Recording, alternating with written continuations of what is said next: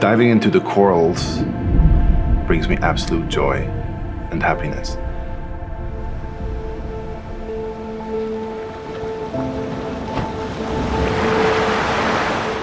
Falling in love with the underwater world while diving, I realized that it's also a very fragile environment. Lots of threats, for example, from climate change, direct human impact, overfishing, or pollution itself.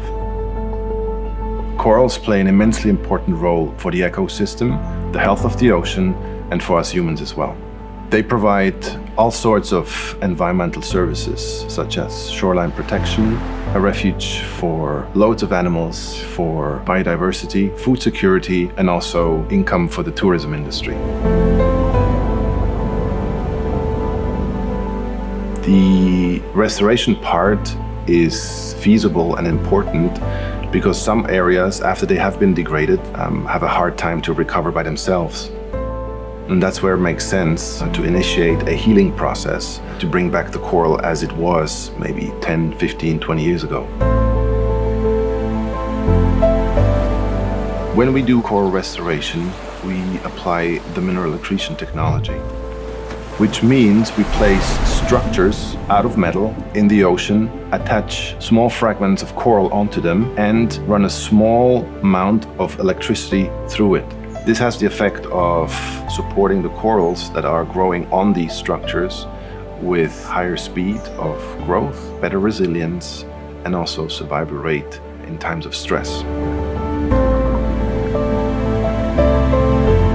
Once the restoration process is initiated, it actually goes pretty quick until life comes back. And that's a very important factor also for me personally, to see that there is a lot of hope that we can bring back the coral reefs that have been destroyed if we give nature a break. But if you want to protect the natural environment, you have to understand the diversity of marine life and the geological conditions.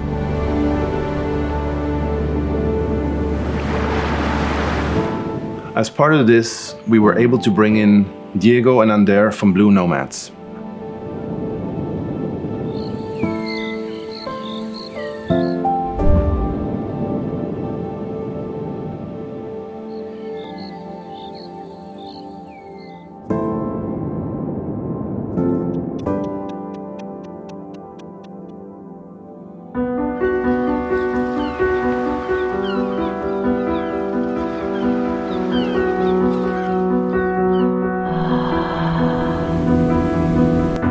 They have the knowledge to survey the ocean floor with the technology of side-scan sonar, 3D interferometry, and photogrammetry scanning. The side-scan sonar is an acoustic-based technology. Its high-resolution imagery can be stitched together to build a complete mosaic picture of the ocean floor in large scale.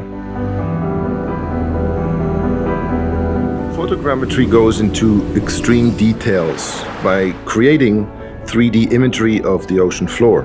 This makes it very easy to identify and also classify, for example, coral species, benthic life, and all sorts of living organisms on the seabed. Once the data is collected, you can create two-dimensional or three-dimensional underwater maps. Therefore, you can have a profound understanding, for example, of the diversity of life. And this, again, can be used to push forward, for example, legislations to create marine protected areas.